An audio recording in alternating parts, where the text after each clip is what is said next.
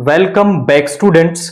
आज की अपनी इस वीडियो में हम क्लास 10 सीबीएसई स्टैंडर्ड मैथ्स का सैंपल पेपर डिस्कस करने वाले हैं जो सीबीएसई ने रिसेंटली रिलीज किया है। तो हम सेक्शन ए से पढ़ना शुरू करते हैं जो एमसीक्यू क्वेश्चंस हमें दे रखे हैं। पहला क्वेश्चन हमसे क्या कह रहा है, if A is equal to 2 का स्क्वायर इंटू 3 की पावर एक्स, बी और सी हमें दे रखा है और LCM of A B C जो है वो 3780 हमें दे रखा है, देन एक्स किसके इक्वल होगा। तो ए बी सी हमारे पास तीन नंबर्स हैं, इनका प्राइम फैक्टराइजेशन ये हमें दे रखा है। प्राइम फैक्टराइजेशन से हम एलसीएम निकाल सकते हैं। कैसे कि भाई प्राइम फैक्टराइजेशन से एलसीएम निकालना हो तो कैसे करते हैं, जो पार्ट कॉमन है, देखिए 2 तीनों में है तो 2 की हाईएस्ट पावर ले लो। 2 की हाईएस्ट पावर क्या है, 2 ही है। यहां 3 देखो कॉमन है, 3 की यहां पावर 1 है और यहां x है। हम ऐसा अज्यूम कर रहे हैं कि x बड़ा है तो हमने x ले लिया क्योंकि हमें x की वैल्यू निकालनी है।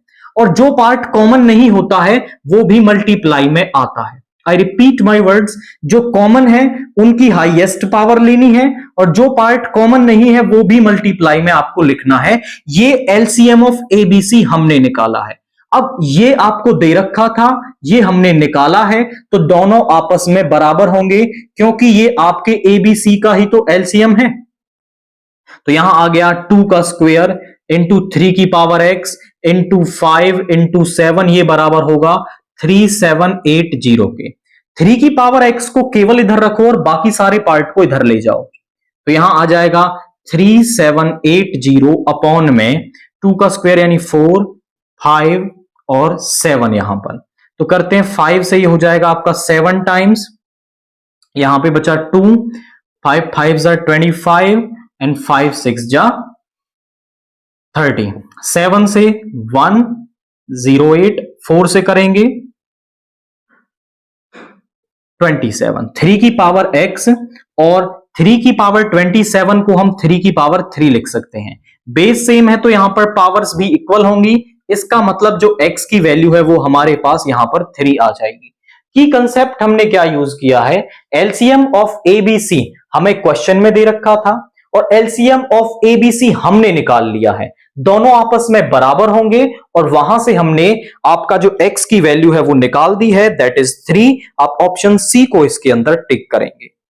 आफ्टर दैट क्वेश्चन 2 देखिए, the shortest distance in units of the point 2,3 from the y axis is. हमें एक पॉइंट दे रखा है, लेट्स से यहां पर ये पॉइंट है 2,3।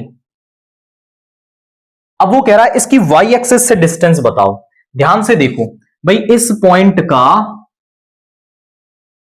x कोऑर्डिनेट कितना है, 2 है, यानी ये 2 हो गया, ध्यान से देखो। और इसका y कोऑर्डिनेट कितना है, 3 है, यानी ये वाली डिस्टेंस आपकी 3 है। अब आप थोड़ा सा यहां से ऑब्जर्व करें तो इसकी y एक्सिस से जो डिस्टेंस है वो कितनी है, वो 2 है। यानी कि किसी भी पॉइंट की y एक्सिस से जो डिस्टेंस होती है वो उसका x कोऑर्डिनेट होता है और उसकी y एक्सिस से जो डिस्टेंस होती है उसका वो क्या होता है, y कोऑर्डिनेट होता है, x एक्सिस से डिस्टेंस। तो हम कहेंगे distance of point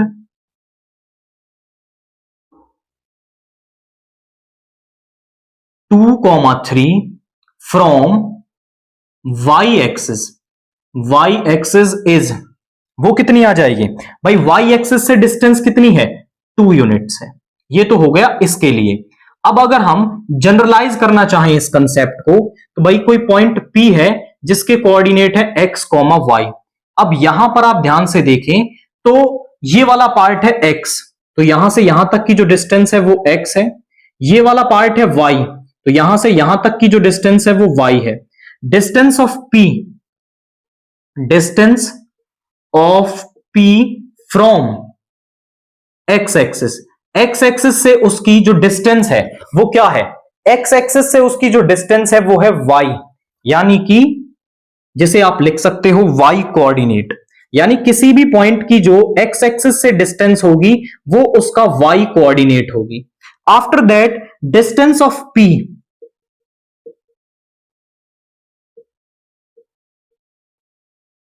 from Y axis, Y axis से उसकी डिस्टेंस कितनी है, x है, दैट मींस x कोऑर्डिनेट। तो आप इस कंसेप्ट को माइंड में रखेंगे कि उसका जो x कोऑर्डिनेट है वो उसकी y एक्सिस से डिस्टेंस होता है, और जो उसका y कोऑर्डिनेट है वो उसकी x एक्सिस से डिस्टेंस होता है।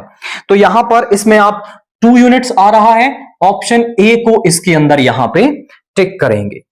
आफ्टर दैट क्वेश्चन 3 देखिए, if the lines given by 3x plus 2ky is equal and 2x plus 5y plus 1 is equal to 0 are not parallel, then k has to be, k इनमें से कौन सी condition यहां पर होगा। आप समझें कि एक 2D प्लेन में लाइन की 3 ही कंडीशंस हो सकती हैं। पहला कि वो लाइन क्या हो सकती है, आपकी पैरेलल हो सकती है। दूसरा वो कोइंसिडेंट हो सकती हैं। तीसरा वो इंटरसेक्टिंग हो सकती हैं। इसके अलावा कोई और केस 2 डायमेंशन में प्रेजेंट नहीं होता आपका। दूसरा, अगर ये 2 इस तरफ लिखा हुआ है तो इसमें भी जो कांस्टेंट पार्ट है इसे आप दूसरी तरफ ले जाओ तो उधर जाकर के वो -1 बन जाएगा। अब हम थोड़ा सा कंडीशंस जो है उनको मैं रिवाइज करवाता हूं। अगर हमारे पास standard form a1x plus b1y is equal to c1, a2x plus b2y is equal to c2 दे रखा है, तो यहां से यदि a1 upon a2 not equal आता है b1 अपॉन b2 के, तो लाइंस होती हैं इंटरसेक्टिंग, ये पहली कंडीशन। दूसरा, यदि a1 अपॉन a2 इक्वल आता है b1 अपॉन b2 के और नहीं इक्वल आता है c1 अपॉन c2 के, तो लाइंस होती हैं पैरेलल। और अगर तीनों ही केस बराबर हो जाएं, a1 upon b1 is equal to a1 upon a2 is equal to b1 upon b2 is equal to c1 upon c2, तो लाइंस हमारी होती हैं कोइंसिडेंट। अब उसने कहा है कि जो लाइंस हैं वो पैरेलल नहीं है, यानी कि पैरेलल नहीं है तो आपका वो या तो कोइंसिडेंट होंगी या फिर वो इंटरसेक्टिंग होंगी, या तो कोइंसिडेंट होंगी या फिर वो इंटरसेक्टिंग, दोनों में से कोई एक केस होगा। अब आप पूछे सर हमें कैसे पता चलेगा कि कौन सा केस यहां पर होगा। मैं दोनों के लिए ट्राई करता हूं, देखते हैं कौन सी कंडीशन यहां पर बनती है। हमारे पास यदि मैं a1 अपॉन a2 लिखूं 3 अपॉन 2, b1 अपॉन b2 यानी 2k upon 5, c1 upon c2 यानी 2 अपॉन -1। अब ध्यान से देखो, कोइंसिडेंट लाइंस कब होती हैं, जब ये तीनों आपस में बराबर हो। देखो इसके बारे में तो मैं कुछ कह ही नहीं सकता क्योंकि k की वैल्यू पता नहीं क्या हो यहां पर और क्या कंडीशन हमारे पास बने, बट 3 अपॉन 2 अपॉन -1 के बराबर नहीं है आपका, ये तो बराबर नहीं है। और जब ये बराबर नहीं है तो बीच का चाहे इसके बराबर हो जाए ये कभी भी कोइंसिडेंट नहीं हो सकती है। आई रिपीट माई वर्ड्स कि ये दोनों आपस में बराबर नहीं है, बीच का चाहे बराबर हो जाए ये कोइंसिडेंट नहीं हो सकती, क्योंकि कोइंसिडेंट के लिए तीनों का बराबर होना जरूरी है। तो हम यहां से इस कंडीशन को देखते हुए कह सकते हैं कि नॉट कोइंसिडेंट। अब आप ध्यान से देखें, पैरेलल नहीं है, not parallel and not coincident. अब आप मुझे बताओ, पैरेलल भी नहीं है, कोइंसिडेंट भी नहीं है, तो ऑब्वियसली वो इंटरसेक्टिंग होंगी। और इंटरसेक्टिंग का केस क्या है हमारे पास कि a1 upon a2 is not equal to b1 upon b2। Values में जरा रखूं तो a1 की वैल्यू है 3, a2 की वैल्यू है 2, नॉट इक्वल टू b1 की वैल्यू है 2k और b2 की वैल्यू है 5। 5 इधर डिवाइड में जरा के मल्टीप्लाई में हो जाएगा। 2k is not equal to 15/2, 2 को डिवाइड में ले जाओ, k is not equal to 15/4, यहां पे आ जाएगा 15/4। थोड़ा सा हमें यहां पर कह सकते हो कि क्रिटिकली सोचना पड़ेगा कि नॉट पैरेलल है तो या तो कोइंसिडेंट होंगी या इंटरसेक्टिंग होंगी।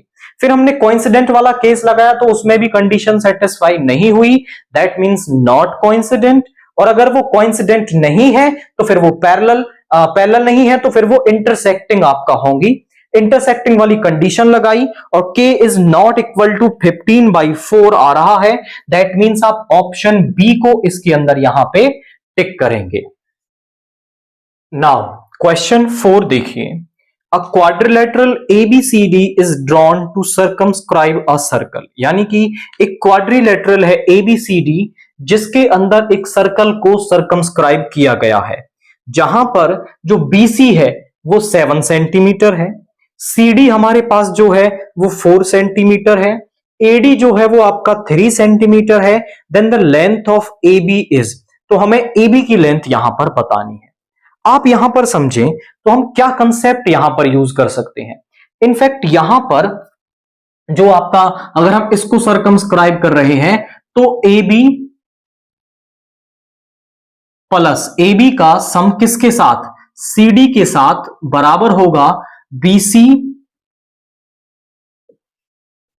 Plus AD। AB का सम CD के साथ बराबर होगा BC प्लस AD। ये आप बोले सर कहां से लिख दिया, तो ऐसा ही एक सिमिलर क्वेश्चन आपकी बुक एनसीईआरटी के अंदर हमने सॉल्व कर रखा है। इनफैक्ट ये क्वेश्चन है कि आप प्रूव कर दीजिए, एक सर्कल को सर्कमस्क्राइब करवाया गया है तो ये रिजल्ट हम वहां पर प्रूव करते हैं, तो इस रिजल्ट को हम यूज भी कर सकते हैं। अब आप यहां पर देखें तो AB जो है वो हमारा नहीं निकालना है हमें, CD जो है वो कितना है 4 है, BC जो है वो 7 है, और जो AD है वो 3 सेंटीमीटर है। 7 प्लस 3 10 हो जाएगा, इधर ले जाओ। AB is equal to 10 minus 4, तो AB मेरे पास यहां पे कितना आ गया 6 सेंटीमीटर आ गया। एक तरीका तो इसको करने का ये हो गया।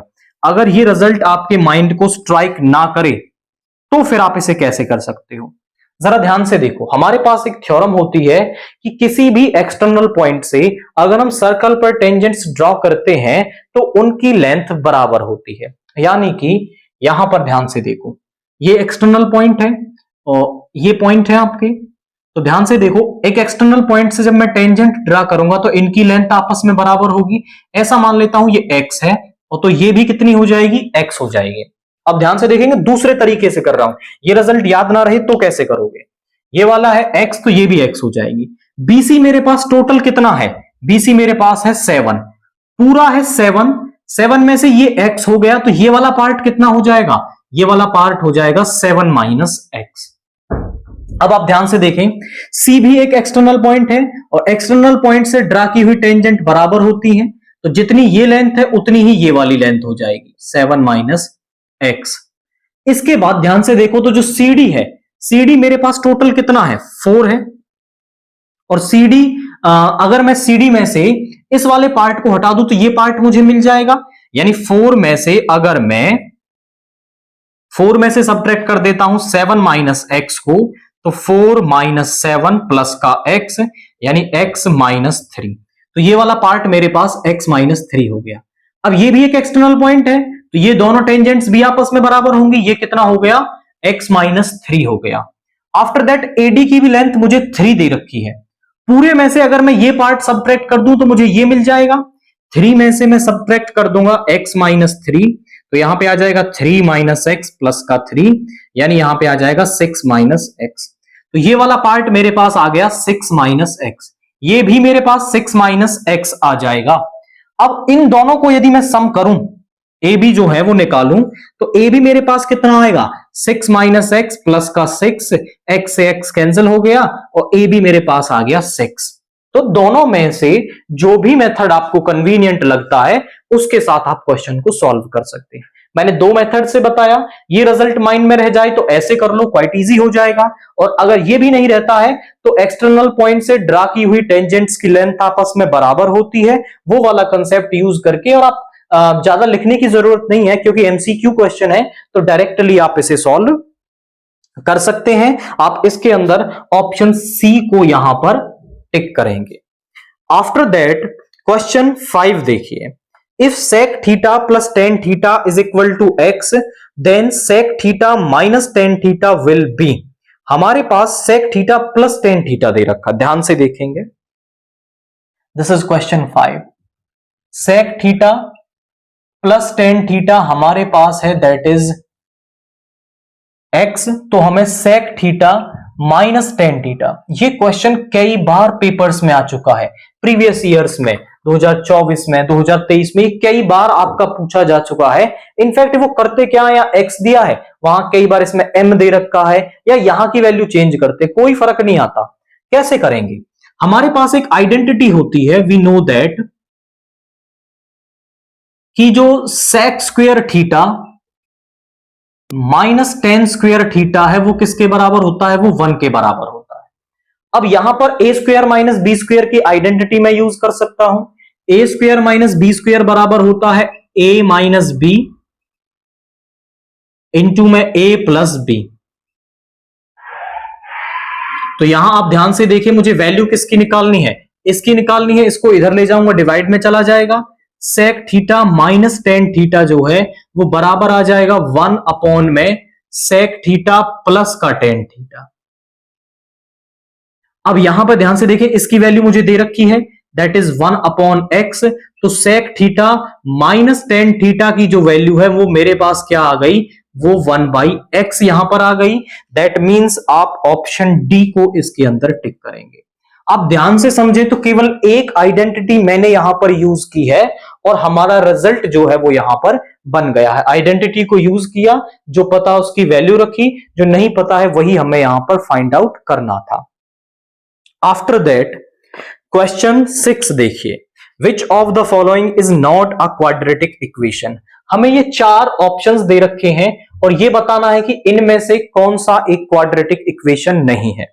आप समझे, क्वाड्रेटिक इक्वेशन की जो जनरल फॉर्म है वो हमारे पास क्या होती है, general form of quadratic equation हमारे पास होती है A X square plus B X plus C is equal to 0, जहां पर बी और सी जो है वो can be 0 but A is not equal to 0। अगर आपका ए 0 हो जाता है, यानी वहां से एक्स स्क्वायर वाली टर्म गायब हो जाती है, तो फिर वो क्वाड्रेटिक इक्वेशन ही नहीं रह जाएगी। तो इनमें से जिनमें भी आपका एक्स स्क्वायर वाली टर्म प्रेजेंट होगी वो हमारा क्या है, क्वाड्रेटिक इक्वेशन होगी, और जिनमें एक्स स्क्वायर वाली टर्म प्रेजेंट नहीं होगी वो आपका क्वाड्रेटिक इक्वेशन नहीं होगी। तो इन्हें सॉल्व करेंगे और चेक करेंगे कि किस में एक्स स्क्वायर वाली टर्म प्रेजेंट है और किस में प्रेजेंट नहीं है। पहले वाले को देखते हैं। ए इधर ओपन करूंगा, एक्स प्लस 2 का होल स्क्वायर, तो एक्स स्क्वायर प्लस 4 प्लस का 4x और यहां पे आएगा 2x प्लस का 6। आप ध्यान से देखो, इधर ले जाएंगे इसे तो ये इसमें से सब्ट्रैक्ट होगा, ये भी सब्ट्रैक्ट होगा, लेकिन यहां एक्स स्क्वायर वाली टर्म प्रेजेंट रहेगी। That means this is a quadratic equation. ये क्या है, आपका क्वाड्रेटिक इक्वेशन है। दूसरे वाले को करते हैं, ध्यान से देखो बी वाले पार्ट को। एक्स स्क्वायर प्लस 3x, यहां माइनस का 1 है और यहां पे 1 a माइनस बी का होल स्क्वायर लगा दूंगा। a 1 का स्क्वायर 1, 9x स्क्वायर माइनस का 6x, माइनस 1 को अंदर मल्टीप्लाई कर लेंगे, माइनस का 1 माइनस का 9x स्क्वायर प्लस का 6x।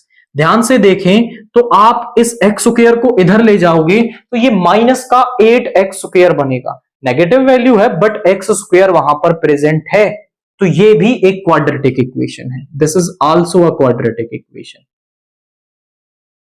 आफ्टर दैट इसको सॉल्व करते हैं, सी वाले को। X cube minus x square plus का 2x प्लस का 1 इज इक्वल टू 0। इधर हम फॉर्मूला यूज करेंगे a प्लस बी का होल क्यूब, किसके बराबर होता है, a cube plus B cube plus 3a square B plus 3ab square के। तो यहां पे क्या हो जाएगा, a का क्यूब यानी x क्यूब, 1 का क्यूब यानी 1, 3a स्क्वायर b यानी 3x square into 1, 3ab square यानी 3x इंटू 1 का स्क्वायर। ध्यान से देखो तो x क्यूब से x क्यूब कैंसिल हो गया, इस x स्क्वायर को इधर ले जाएंगे तो ये इधर जाकर के 4x स्क्वायर बनेगा। हाईएस्ट डिग्री जो यहां पर प्रेजेंट है वो x स्क्वायर है। अगर ये x क्यूब बच जाता तो ये क्यूबिक इक्वेशन होती, क्वाड्रेटिक नहीं होती, क्यूबिक इक्वेशन होती। बट यहां x स्क्वायर वाली टर्म प्रेजेंट है, हाईएस्ट डिग्री जो है वो 2 है, सो यहां पर ये भी क्या है, एक क्वाड्रेटिक इक्वेशन है। अब आप बोले सर सभी क्वाड्रेटिक है, डी नहीं बचा, बट डी को भी मैं सॉल्व करके दिखाता हूं कि क्यों वो आपका क्वाड्रेटिक नहीं है, वरना 3 तो हो ही चुके हैं, ऑब्वियसली ऑप्शन डी ही इसका आंसर होगा। करते हैं, मल्टीप्लाई कर लो, X square plus X plus 2x plus का 2 is equal to X square plus 2x plus का 3। एक्स स्क्वायर से एक्स स्क्वायर कैंसिल हो जाएगा, यहां पे ध्यान से देखो x वाली टर्म बच गई, तो ये एक क्वाड्रेटिक इक्वेशन नहीं है, नॉट अ क्वाड्रेटिक इक्वेशन। तो आपको बस स्टैंडर्ड फॉर्म माइंड में होनी चाहिए, b और c, आप कहें b and c can be 0। B और सी जो है वो जीरो हो सकते हैं, बट ए जीरो नहीं हो सकता, क्योंकि अगर ए जीरो हो जाता है तो फिर वो एक क्वाड्रेटिक इक्वेशन नहीं रह जाएगी। आप इसमें ऑप्शन डी को यहां पर इसके अंदर टिक करेंगे। नाउ क्वेश्चन 7 देखिए। Given below is the picture of Olympic rings made by taking 5 concurrent circles of radius 1 centimetre each. ये जो 5 कॉन्करेंट सर्कल्स हमें दे रखे हैं, सभी की जो रेडियस है वो आपकी क्या है, 1 यूनिट है। Intersecting in such a way that code formed by joining the 2 point of intersection of 2 circles is also of 1 centimetre. यानी कि देखो, जैसे ये 2 सर्कल यहां इंटरसेक्ट कर रहे हैं और इनसे मैं कोड बनाता हूं ना, तो वो भी कितने की होगी, 1 सेंटीमीटर की। यहां मान लीजिए इसका सेंटर है, यहां से मैं इसे ज्वाइन करूं तो मेरे पास क्या बन रहा है, ये सेक्टर बन रहा है, ये भी 1 यूनिट, ये भी 1 यूनिट और ये भी 1 यूनिट, यानी एक इक्विलेटरल ट्रायंगल यहां पे बन रहा है। Total area of the dotted regions assuming the thickness of the rings is to be negligible.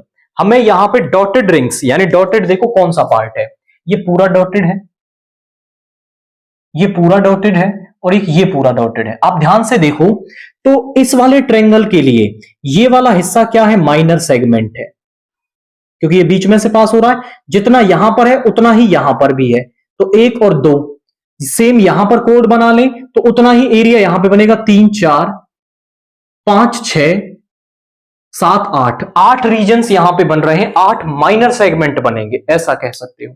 तो मैं इस वाले माइनर सेगमेंट का एरिया निकालूंगा और उसे 8 से मल्टीप्लाई कर दूंगा, तो इन सभी रीजन्स का मुझे यहां पर एरिया मिल जाएगा। आई रिपीट माई वर्ड्स, यहां हमने रेडियस बना ली, ये भी 1 यूनिट का है, तो ये वाला जो माइनर सेगमेंट है ये इसका आधा है, तो यहां पर इसका एरिया निकाल दूं और उसको 8 से मल्टीप्लाई, क्योंकि ऐसे 8 माइनर सेगमेंट यहां पर बन रहे हैं, 8 से मल्टीप्लाई करने पर मुझे area of the dotted part यहां पर मिल जाएगा।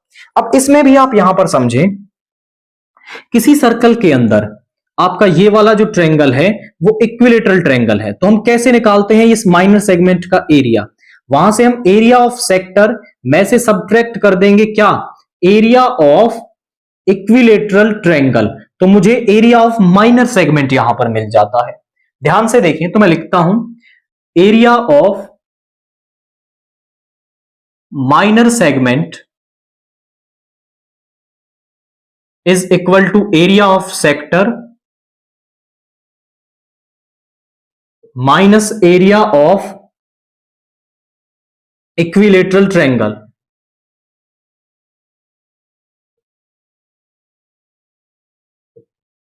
यहां पे एरिया ऑफ सेक्टर का फॉर्मूला क्या होता है, theta over 360 into pi r square minus, और एरिया ऑफ इक्विलेटरल ट्रायंगल क्या होता है, √3/4 साइड का स्क्वायर। ध्यान से देखें, अब यहां पे थीटा क्या है, इक्विलेटरल ट्रायंगल के अंदर जो सभी एंगल है वो 60 के होते हैं, तो सेंट्रल एंगल भी 60 का हो जाएगा। 60 ओवर 360 इंटू पाई है हमारा, दैट इज 22/7 और आर स्क्वायर यानी 1 का स्क्वायर माइनस √3/4, इनफैक्ट इसे पाई ही रहने दें, √3/4 1 का स्क्वायर, तो यहां पे देखिए 6 टाइम हो जाएगा, तो यहां पे बच गया π/6 माइनस √3/4। ये एक माइनर सेगमेंट का एरिया हमारे पास यहां पे आ गया। मैंने पाई की वैल्यू इसलिए नहीं रखी क्योंकि ऑप्शन जो दे रखे हैं वो इस तरह से है कि उनमें पाई प्रेजेंट है आपका, तो एक माइनर सेगमेंट का एरिया तो ये आ गया। ऐसे मेरे पास 8 बन रहे हैं, तो मैं लिखूंगा area of dotted region, area of dotted region जो है वो मेरे पास क्या आ जाएगा, that will be multiply by 8 से मल्टीप्लाई कर देंगे area of 1 region, π/6 minus √3/4 square units यहां पर आपका होगा। सेंटीमीटर दे रखा है तो सेंटीमीटर स्क्वायर, तो यहां पे आप देखें तो कौन सा option, 8 into π/6 minus √3/4, that is option D. आप ऑप्शन डी को यहां पर टिक करेंगे। तो आपको अगर एरिया ऑफ माइनर सेगमेंट यहां पे निकालना आता है तो आप इसे इजी टाइप से यहां पे इस क्वेश्चन को कर सकते हैं।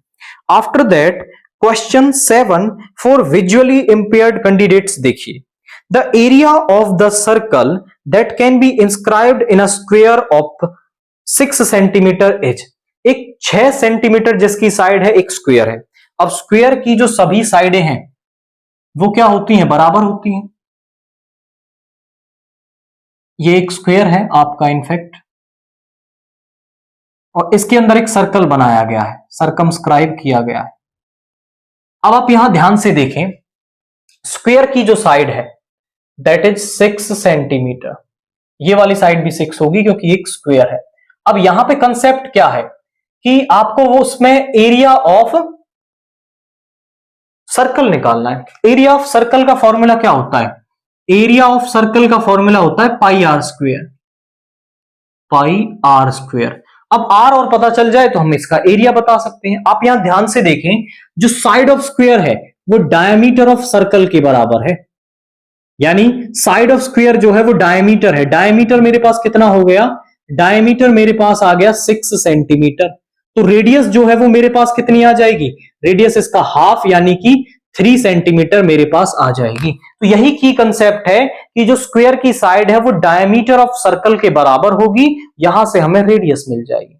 रेडियस मिलते ही हम उसे यहां पे पुट कर देंगे, पाई इंटू में 3 का स्क्वायर यानी 9 पाई सेंटीमीटर स्क्वायर, ये मेरे पास एरिया ऑफ सर्कल यहां पे आ गया है। दैट इज ऑप्शन डी को आप इसके अंदर यहां पे टिक करेंगे, तो डी ऑप्शन यहां पे आपका करेक्ट हो रहा है।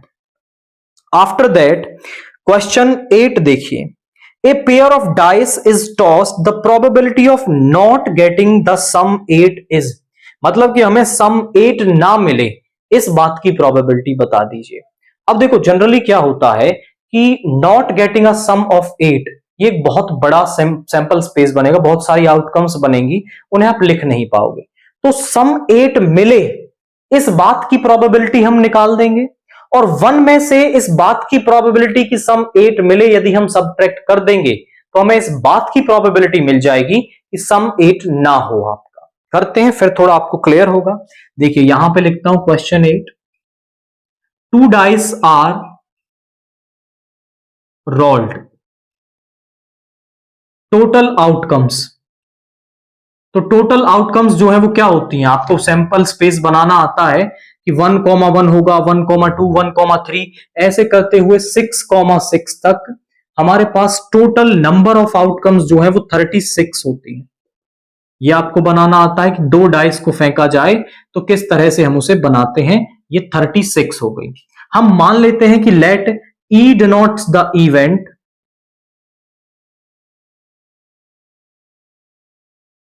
of getting a sum of 8। अब ये थोड़ा इजी हो जाएगा कि जिनका सम 8 आता है उन्हें हम इजीली लिख पाएंगे। तो ध्यान से देखिए कौन कौन होता है भाई, 1 की सीरीज में तो सम 8 हो ही नहीं सकता। 1,6 का जब आप सम करोगे तो वो आपको 7 मिलेगा, 8 नहीं हो सकता। 2,6 का जो सम है वो कितना होता है, 8 होता है। 3,5 का होता है, 4 वाली सीरीज में 4,4 का होता है, उससे अगली सीरीज में 5,3 का होता है, उससे अगली सीरीज में आपका होता है 6,2 का, यानी 1 2 3 4 5। इसकी प्रोबेबिलिटी निकाल दूं, पीई का मतलब है probability of getting a sum of 8। Formula क्या होता है, एक ही formula, favourable number of outcomes upon total number of outcomes.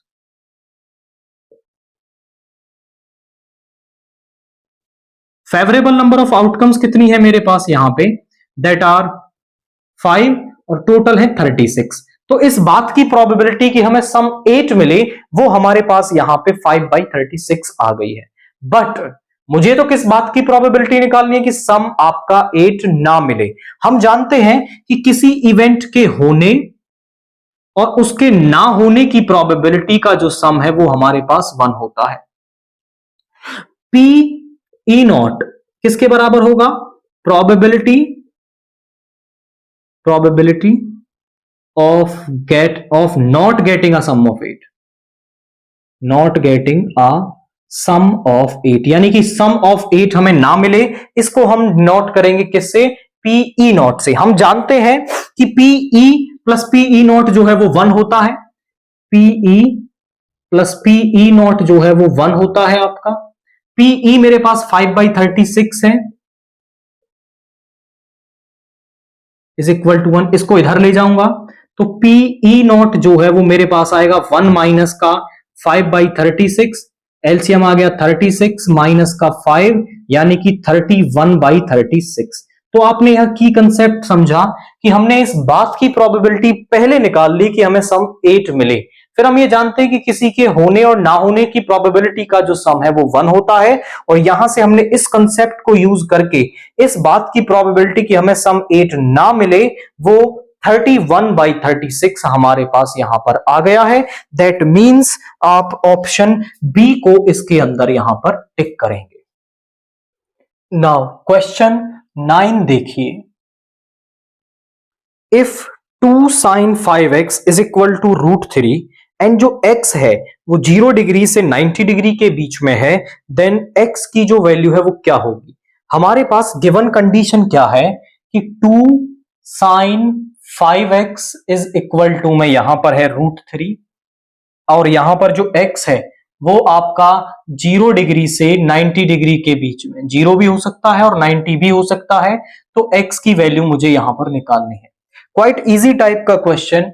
इस 2 को तो आप इधर ले आए तो यहां पे आ जाएगा sin 5x is equal to √3/2।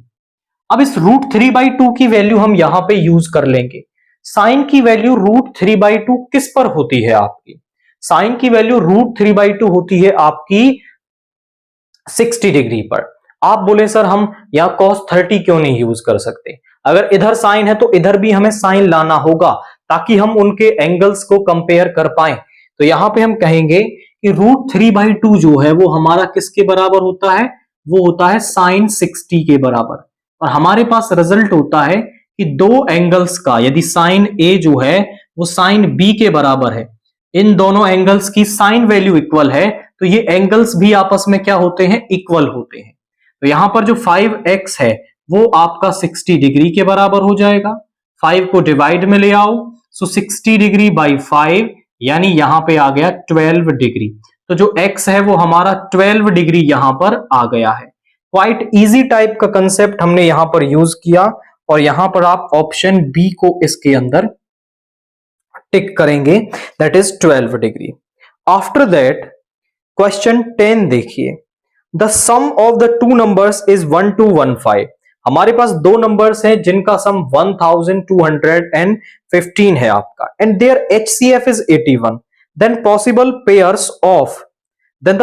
Pairs of such numbers are. तो उनके कितने पेयर्स ऐसे नंबर्स के पॉसिबल हो सकते हैं? ध्यान से देखेंगे, हमारे पास दो नंबर हैं, दिस इज क्वेश्चन 10। उनका जो HCF है वो क्या है? हमारे पास 81 है। अब कोई भी नंबर्स हैं, मान लीजिए जैसे मैं कहता हूं आपका दो नंबर्स हैं, दो नंबर्स क्या हैं आपके, जैसे मैं लिख देता हूं यहां पर, दैट इज 15 प्लस में सम 20 is equal to 35।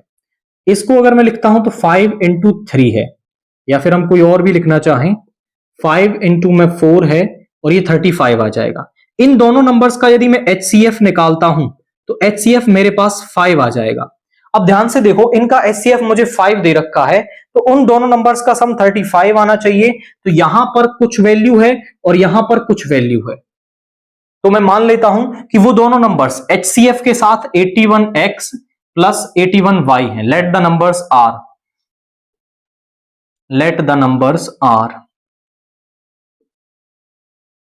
81x and 81y, where x and y are co-prime.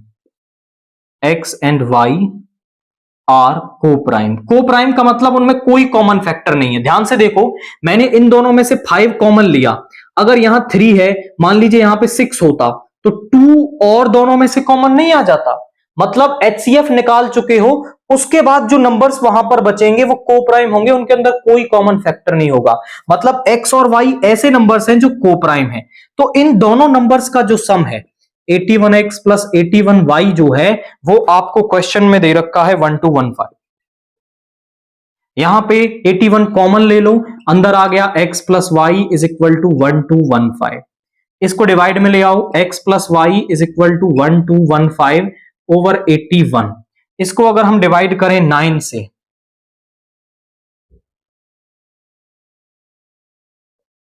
135 फिर से करें तो x प्लस वाई कितना आ गया? 15 आ गया। अब आप ध्यान से देखो, पेयर्स क्या है यहां पर, एक्स और वाई पर डिपेंड कर रहे हैं। एक्स और वाई की जितने पेयर्स आप बना सकते हो उतने नंबर्स के पेयर आपके पास बन जाएंगे। मतलब pairs of x and y, x और वाई के ऐसे कितने पेयर्स जिनका सम 15 होता है। तो possible pairs of x and y are, possible pairs, मैं पहले पेयर्स लिखता हूं फिर आपको समझाता हूं। Possible pairs of x and y are, आप ध्यान से देखें तो यहां पे होगा 1,14 आप कह सकते हो। उसके बाद आपका आ जाएगा 2,13 आ जाएगा। आफ्टर दैट 3,12 तो नहीं होगा, 4,11 आपका हो जाएगा। और इसके बाद हम कहें तो आपका 5 नहीं होगा, 6, 7,4 हो जाएगा, 7,8 हो गया। आफ्टर दैट इसके बाद आप और भी कई पेयर्स यहां पे ऐसे बन रहे हैं जिनका सम 15 है। आप बोले सर आपने यहां पर 3,12 क्यों नहीं लिया। आप ध्यान से देखो, यदि मैं 3 और 12 लेता हूं तो इनमें से आ जाएगा 3 कॉमन, और 3 कॉमन जो है वो 81 के साथ मल्टीप्लाई हो जाएगा और आपका HCF चेंज हो जाएगा। यानी कि आपको ऐसे पेयर्स तो लेने ही नहीं जिनमें कुछ कॉमन हो, को प्राइम नंबर्स आपको लेने हैं जिनमें कुछ भी कॉमन ना हो। तो यहां पर कितने पेयर्स आपके पास आ रहे हैं, 4 पेयर्स आ रहे हैं। तो नंबर्स के भी कितने पेयर्स बन जाएंगे आपके पास, 4 पेयर्स नंबर्स के भी बन जाएंगे। दैट मींस आप ऑप्शन सी 4 को यहां पर टिक करेंगे। कंसेप्ट यही है कि अगर आप को प्राइम नंबर्स नहीं लेते हैं तो आपसे यहां पे क्वेश्चन गलत हो जाएगा। ये 3 और 4 वही नंबर बचेंगे जो आपके यहां पर को प्राइम होंगे। तो को प्राइम नंबर्स को चूज करना है और उनके पेयर्स बना देने हैं। तो ऐसे 4 नंबर्स के पेयर्स बन रहे हैं जो को प्राइम भी हैं एंड साथ में उनका सम 15 भी यहां पर आ रहा है। आफ्टर दैट क्वेश्चन 11 देखिए, if the area of base of a right circular cone is 51 centimeter square and its volume is 85 centimeter square, then the height of cone is given as, तो हमें उसकी हाइट बतानी है। आप समझें कि हमारे पास एक कॉन दे रखा है, we had a cone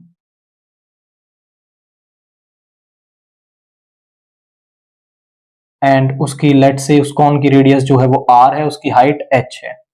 late V denotes the volume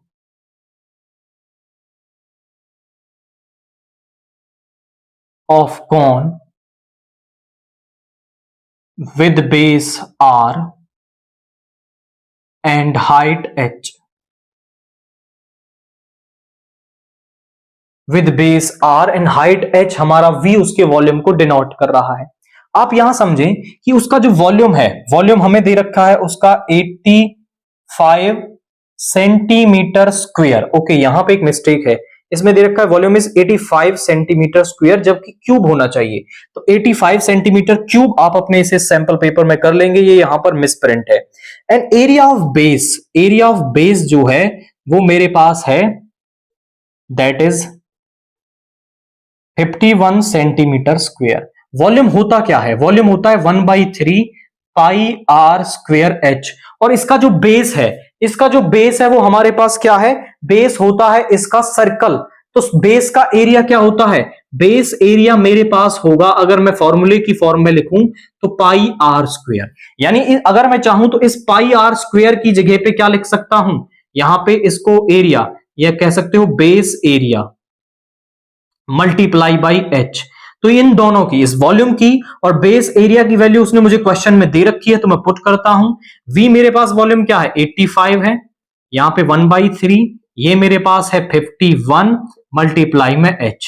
3 से इसको कैंसिल करेंगे तो आपका ये 17 डिवाइड में ले आओ, H इज इक्वल टू 85/17, यानी कि यहां पे आ गया कितना 5 सेंटीमीटर। तो जो हाइट है वो मेरे पास यहां पर 5 सेंटीमीटर आ जाएगी। So height of the cone जिसका वॉल्यूम और बेस एरिया मुझे दे रखा है वो 5 सेंटीमीटर, यानी कि आप ऑप्शन डी को इसके अंदर टिक करेंगे।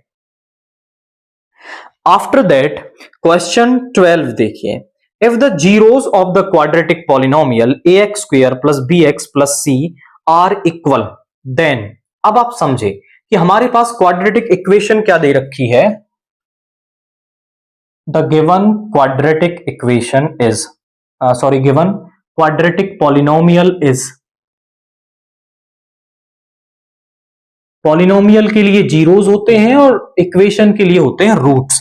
तो क्वाड्रेटिक पॉलिनोमियल जो है वो मेरे पास है A X square plus B X plus का सी, जहां पर आपका जो ए और सी है वो नॉट इक्वल टू जीरो है। उन्होंने स्पेशली कहा है कि जो ए और सी है वो नॉट इक्वल टू जीरो है। आप समझे कि नेचर ऑफ रूट्स इक्वल होंगे, रियल एंड डिस्टिंक्ट होंगे, या फिर एग्जिस्ट ही नहीं करेंगे।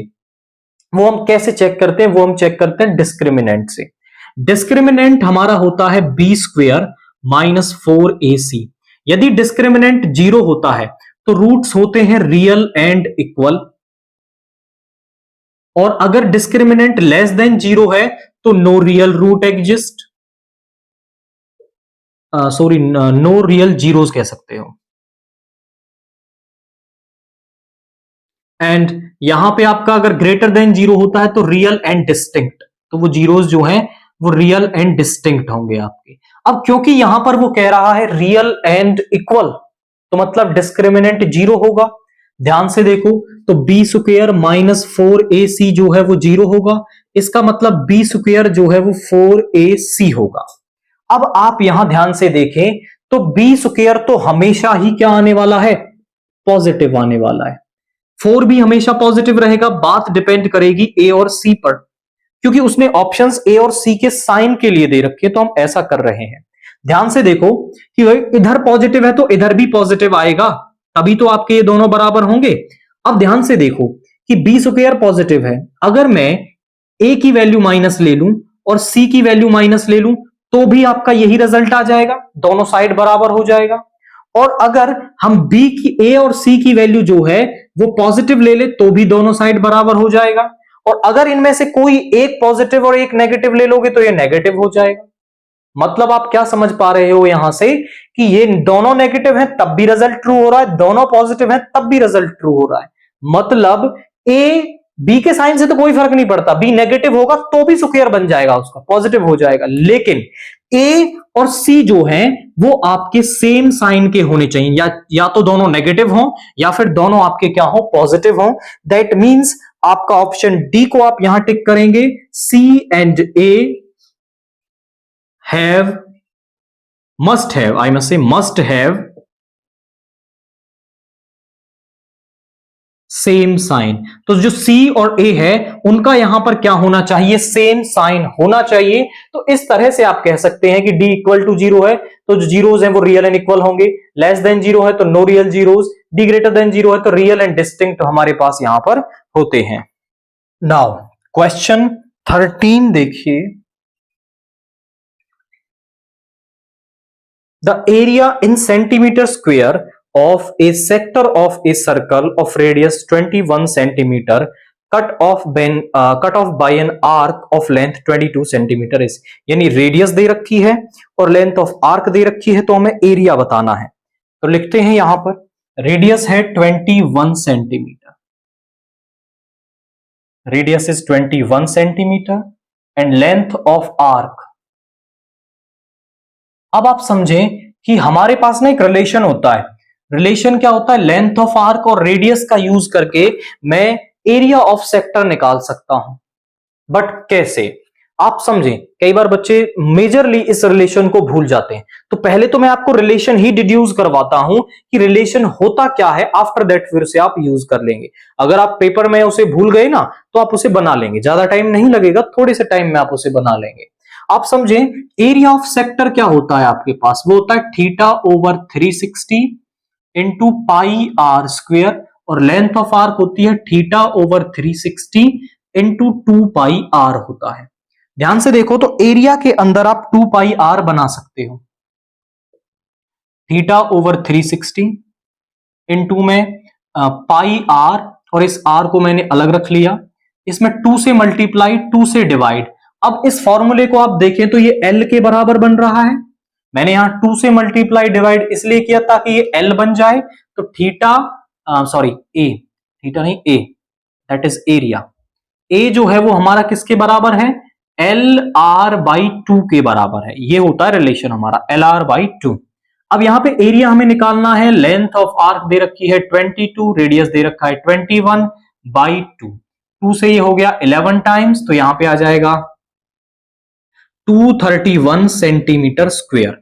तो जो एरिया ऑफ सेक्टर यहां पर है वो आपका यहां पे 231, यानी कि ऑप्शन सी को आप इसके अंदर यहां पर टिक करो।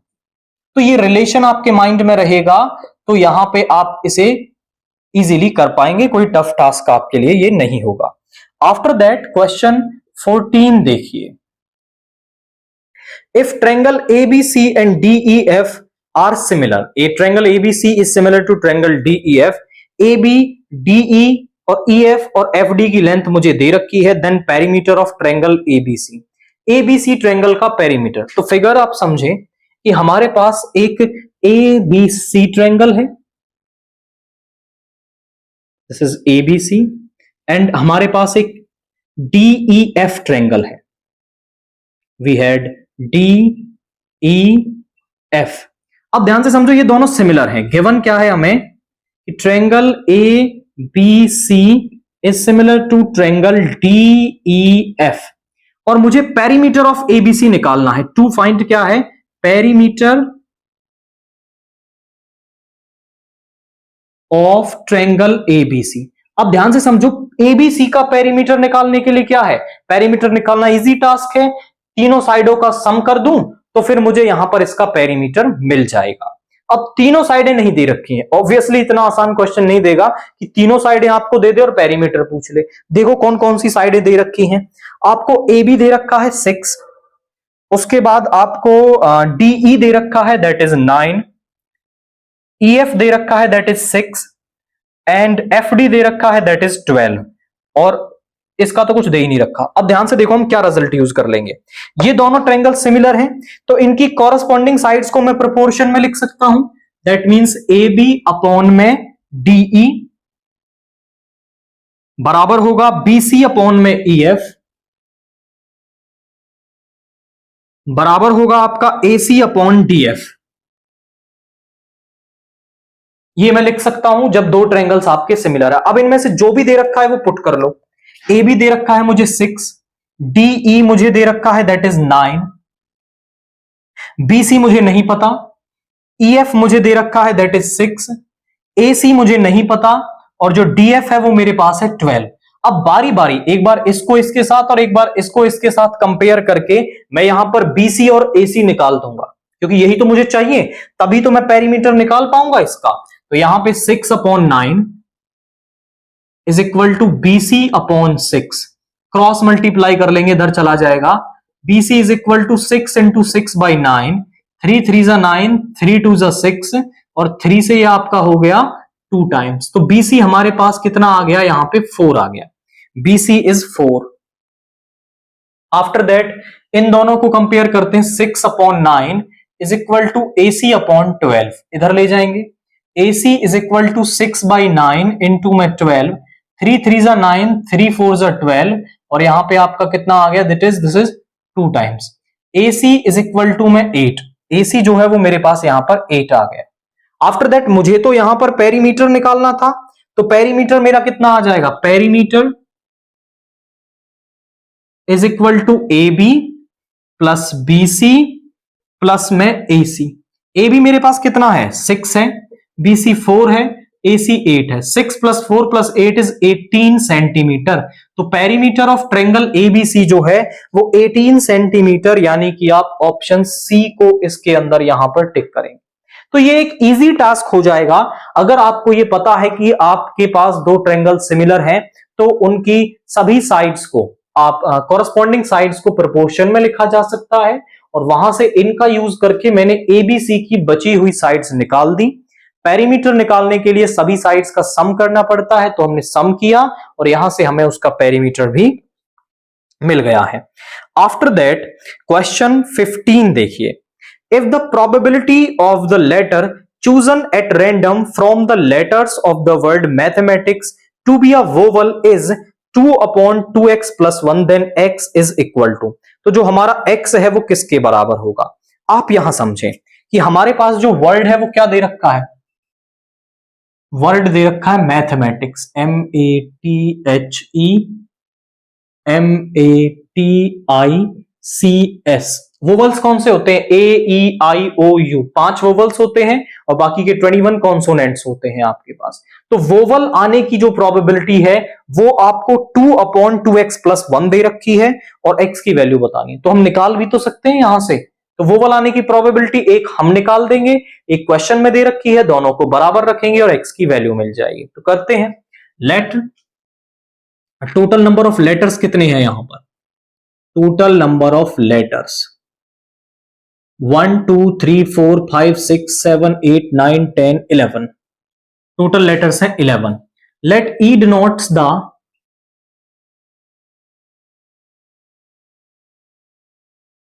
इवेंट ऑफ गेटिंग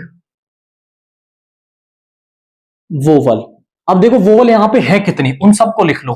वोवल है कितने यहां पर, देखिए पहला एम तो नहीं है, ए है एक, तो यहां पर ये वोवल है, THE वोवल है आपका, MA फिर से वोवल है आपका यहां पे, आई यहां पे वोवल है आपका, और तो कोई वोवल नहीं है। आप बोले सर ए 2 बार आ रहा है, 2 बार लिखेंगे, बिल्कुल, जब वहां पे वर्ड ही 2 बार आ रहा है तो दोनों में से कोई सा भी आ सकता है। अगर ये वाला ए आ गया तो भी आपका वोवल ही है वो, तो दोनों को लिखेंगे आप वहां पर। तो प्रोबेबिलिटी ऑफ ई जो है वो आपके पास क्या आ जाएगा, प्रोबेबिलिटी ऑफ ई हमारे पास होता है favourable number of cases upon total number of cases. Favourable number of cases कितने बन रहे हैं हमारे पास, फेवरेबल नंबर ऑफ केसेस का मतलब कि कितने वोवल्स हैं वहां पर। तो अब ध्यान से देखें तो कितने वोवल्स हैं, 4 वोवल्स हैं और टोटल नंबर ऑफ केसेस है 11। पी ऑफ ई जो है ये हमने निकाला है, इसको नाम दे दो 1। P of E probability of getting vowel हमें दे रखा है क्वेश्चन में, दैट इज 2/2x+1, 2/2x+1 ये क्वेश्चन में दे रखा है। अब दोनों ही क्योंकि वोवल आने की प्रोबेबिलिटी है तो फ्रॉम फर्स्ट एंड सेकंड हम क्या कह सकते हैं, 4/11 is equal to 2/2x+1 cross multiply, 4 2 जा 8x प्लस का 4 इज इक्वल टू 22, इसको इधर ले आए, 8x is equal to 22 minus 4, 8x is equal to 18, इसको इधर ले आएंगे, 18/8, यहां पे 2 से 4 टाइम्स, 2 से 9 टाइम्स, विच इंप्लाइज की जो x की वैल्यू है वो 9/4 यहां पर आ रही है। दैट मींस आप इसके अंदर ऑप्शन बी को यहां पर टिक करेंगे। की कंसेप्ट यही है कि वर्ड मैथमेटिक्स से वोवल आने की प्रोबेबिलिटी हम निकाल देंगे, एक क्वेश्चन में दे रखी है, दोनों को कंपेयर करेंगे और वहां से फिर हम x की वैल्यू यहां पर कैलकुलेट कर पाएंगे। नाउ क्वेश्चन 16 देखिए, the points A B C D are the vertices of, A है 9,0, B है 9,-6, -9,0, -9,6, ये किसके वर्टिसेस हैं, स्क्वायर के, रेक्टेंगल के, पैरेललोग्राम के या फिर ट्रेपेजियम के। हमें ये बताना पड़ेगा ये आपके किसके वर्टिसेस हैं। आप समझे, स्क्वायर की चारों साइडें बराबर होती हैं और डायगोनल्स भी इक्वल होते हैं, रेक्टेंगल की अपोजिट साइडें इक्वल होती हैं और पैरेलल होती हैं, और डायगोनल्स क्या होते हैं आपके, इक्वल होते हैं। पैरेललोग्राम की अपोजिट साइडें इक्वल और पैरेलल होती हैं। ट्रेपेजियम की कोई भी एक पेयर आपका पैरेलल होता है और दूसरा पेयर बराबर हो भी सकता है और नहीं भी हो सकता है, पैरेलल नहीं होता है आपका। अब यहां पर आप समझे, पहले पॉइंट्स को मैं थोड़ा ड्रा करता हूं, उससे आपको और क्लियर होगा। ए है हमारा 9,0, यहां पर है A, दैट इज 9,0। उसके बाद B है हमारा 9,-6, B है 9,-6, यानी कहीं यहां पर आपका आ जाएगा, दैट इज B 9,-6। उसके बाद अगला पॉइंट है -9,0, यानी यहां पर होगा, that is C, C is -9,0, that is our C। D है हमारा -9,6, -9,6 होगा यहां पे, दैट इज D -9,6। सभी को मैच कर दें, A B C D, इसको इस B से मिला देंगे,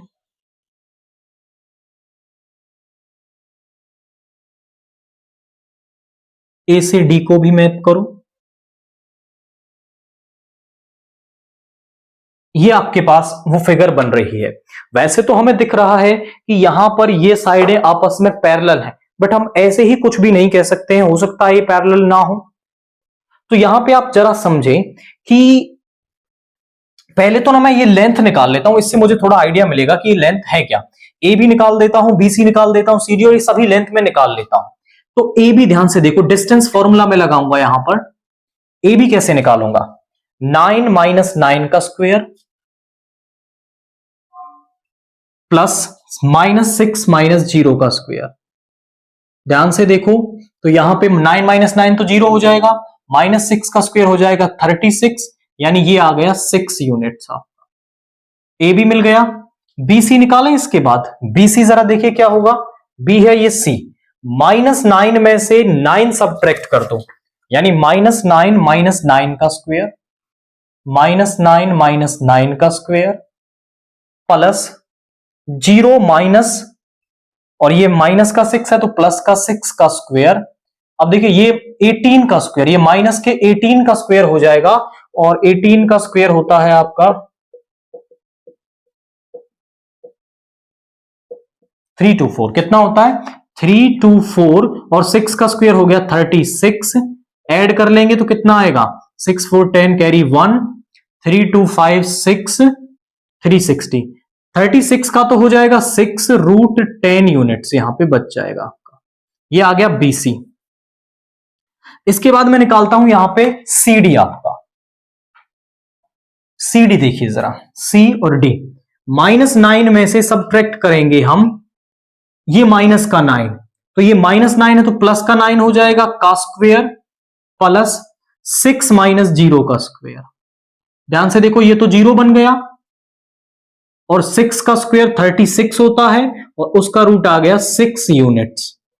ध्यान से देखो आपका यहां पे इसके बाद बचा एडी। एडी निकाल दें, तो एडी है माइनस 9 में से ये सब्ट्रैक्ट किया माइनस का 9 का स्क्वायर और 6 माइनस 0 का स्क्वायर। अगर आप थोड़ा केयरफुली देखें तो माइनस 18 का स्क्वायर, 6 का स्क्वायर, ये भी आ जाएगा 6 रूट 10 यूनिट। सारी साइडें हमने निकाल दी। अगर आप ध्यान से देखें तो अपोजिट साइडें बराबर हैं, अपोजिट साइडें बराबर हैं, और किसी भी क्वाड्रिलेटरल की अपोजिट कोई सा भी एक पेयर आप कह दें कि अपोजिट भी हो जाए, मतलब बराबर भी हो जाए, अपोजिट पेयर ऑफ साइड्स, और वो पैरेलल भी हो जाए, तो हम उसे पैरेललोग्राम कह सकते हैं। आप ध्यान से देखो कैसे, देखो ये दोनों साइडें हैं, पैरेलल हैं, ये इनके बीच में साइड, ये अल्टरनेट इंटीरियर एंगल इक्वल होता है दो पैरेलल लाइंस के बीच में ट्रांसवर्सल का। और अगर ये दोनों अल्टरनेट इंटीरियर एंगल इक्वल है तो मैं इन साइडों को पैरेलल कह सकता हूं आपका। ध्यान से देखो भाई, यहां पर जब आप ये साइड बना रहे हो, यहां भी 0.9 है, यहां भी 0.9 है, यानी ये लाइन यहां पर 90 डिग्री का एंगल बना करके बिल्कुल सीधी होगी। पॉइंट अगर 8 हो गया होता तो थोड़ा इधर आ जाती, बट 9 है तो ऑब्वियसली सीधी है और 90 डिग्री का एंगल बना रही है। यहां भी -9 है, यहां भी -9 है, तो ऑब्वियसली यहां पर भी बिल्कुल सीधी है और 90 डिग्री का एंगल बना रही है। ये साइड और ये साइड, उनके बीच में ये ट्रांसवर्सल का काम कर रही है। ये वाला एंगल इस वाले एंगल के इक्वल है, तो आप कह सकते हो यहां पर कि आप लिख दें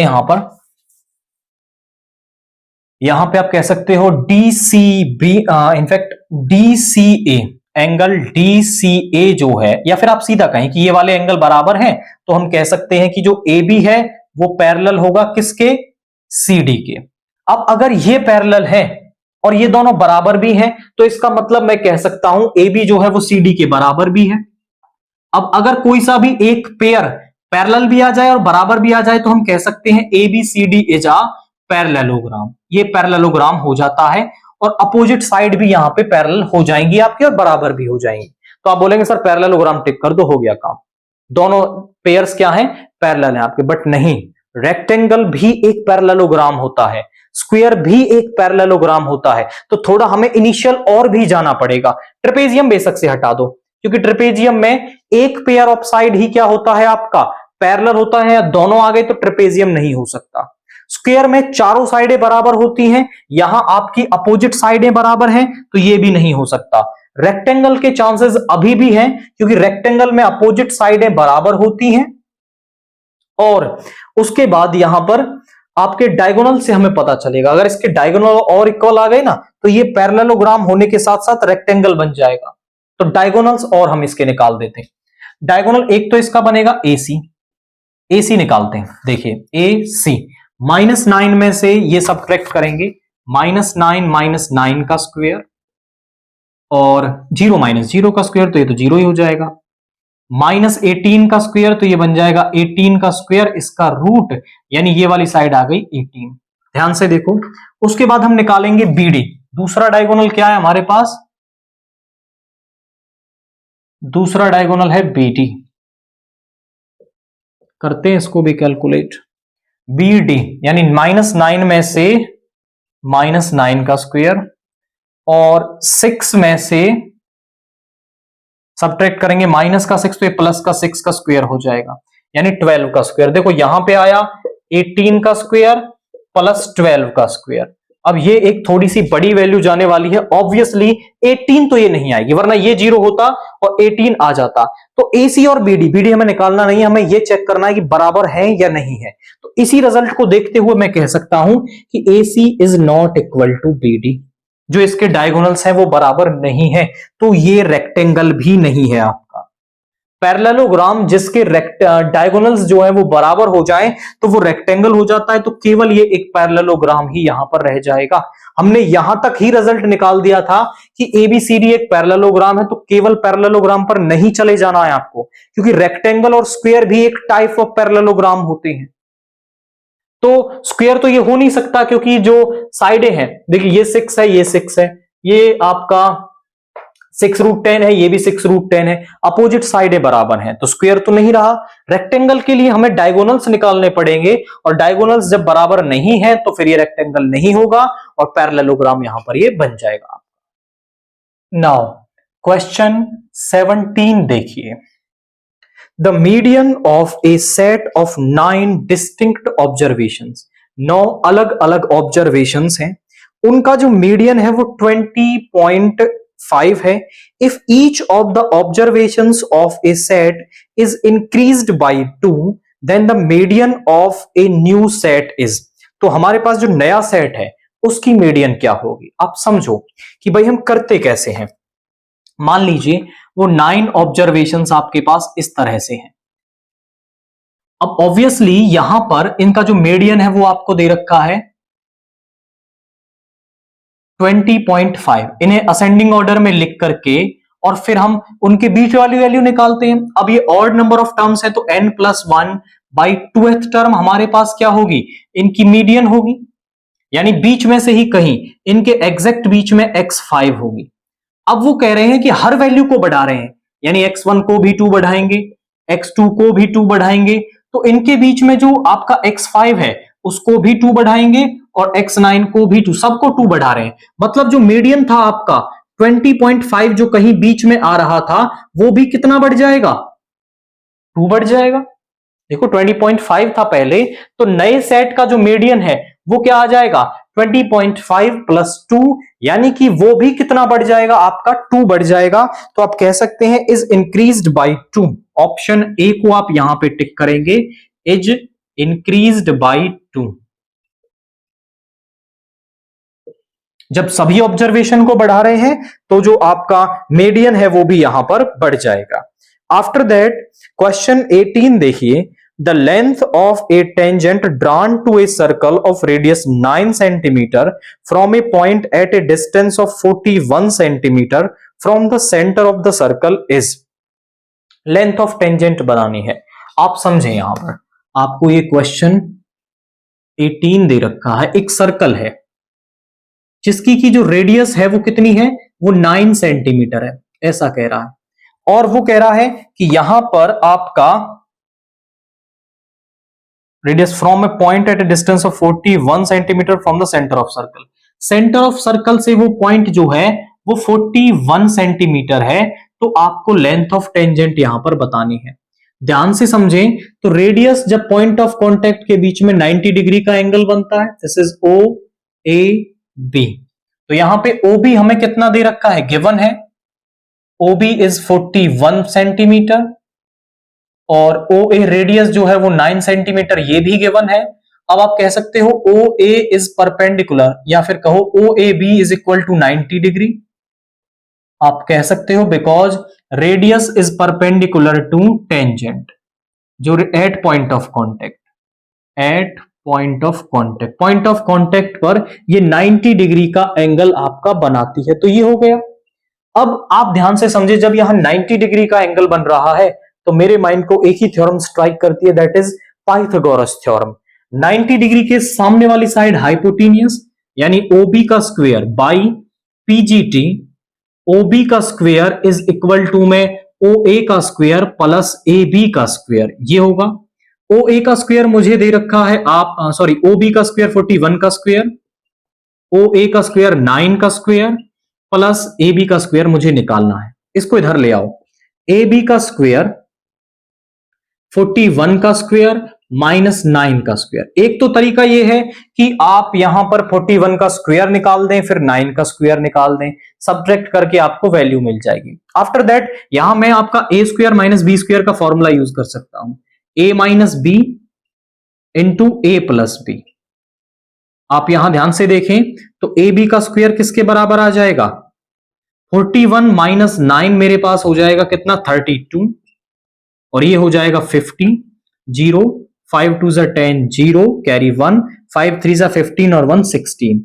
इधर जाकर के रूट लग जाएगा। AB is equal to root 1600, यानी कि आपके पास ये आ जाएगा 40। प्लस माइनस आएगा, बट आप यहां AB को केवल प्लस का 40 लेंगे, क्योंकि AB जो लेंथ है और वो नेगेटिव नहीं हो सकती है, तो AB की जो लेंथ है वो 40 सेंटीमीटर, यानी कि आप ऑप्शन A को इसके अंदर यहां पर टिक करेंगे।